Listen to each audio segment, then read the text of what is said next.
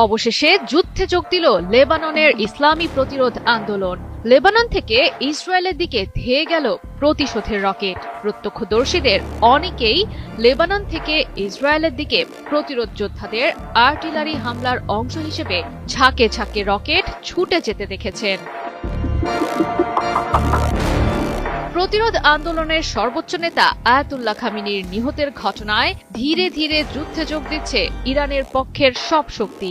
তারই প্রথম পদক্ষেপ দেখালো লেবাননের প্রতিরোধ যোদ্ধারা।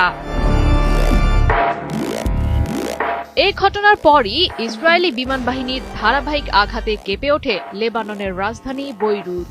সোমবার ভোর ৩টার দিকে প্রায় ডজন খানেক বিস্ফোরণের শব্দে ঘুম ভাঙে লেবাননের অধিবাসীদের। এ সময় বিস্ফোরণের শব্দে সেখানকার অবকাঠামোগুলোর জানালাগুলো পর্যন্ত কেঁপে ওঠে। কয়েক মাইল দূর থেকেও বিস্ফোরণের শব্দ শুনেছেন অনেকেই।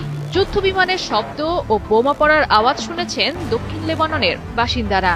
জানা গেছে, দক্ষিণাঞ্চলের বিস্তীর্ণ অঞ্চল জুড়ে ইসরায়েলি বিমান হামলায় দক্ষিণ লেবাননের টাইরের কাছের গ্রামগুলোর ভবন ধসে পড়ার কথা।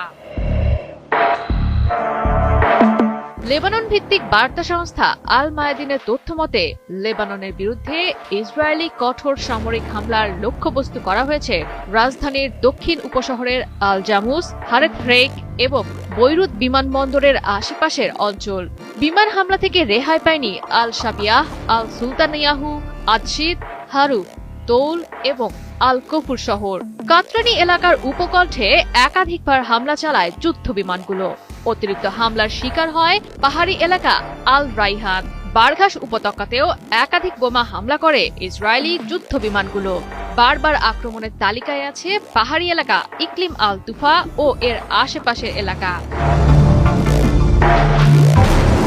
মার্কিন ইসরায়েল যৌথ হামলায় ইরানের সর্বোচ্চ ধর্মীয় নেতা আয়াতুল্লাহ খামেনির মৃত্যুর পর পশ্চিমা শক্তির বিরুদ্ধে অঘোষিত যুদ্ধে নেমেছে লেবাননের সশস্ত্র সংগঠন।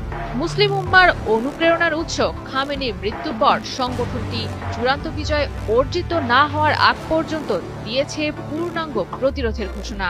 খামেনির প্রতি আনুগত্য থেকে ইসরায়েলের দিকে প্রতিশোধমূলক ড্রোন আর ক্ষেপণাস্ত্র হামলা চালানো হয়। এরপরই ইসরায়েলের তরফ থেকে আসে পাল্টা আঘাত। হিজবুল্লাহ যোদ্ধা ও স্থাপনার কাছাকাছি হওয়ায় লেবাননের ৫৫টি গ্রাম ও শহরের বাসিন্দাদের অন্তত ১০০০ মিটার দূরে যাওয়ার নির্দেশ দেয় ইসরায়েলি সামরিক বাহিনীর মুখপাত্র। হামলার আগে রোববার লেবাননে ১ লাখ রিজার্ভ সেনা মোতায়েন করেছে ইসরায়েল, যাদের অনেককেই দেখা গেছে লেবানন সীমান্তে। উত্তেজনা সৃষ্টির সব দায় লেবানন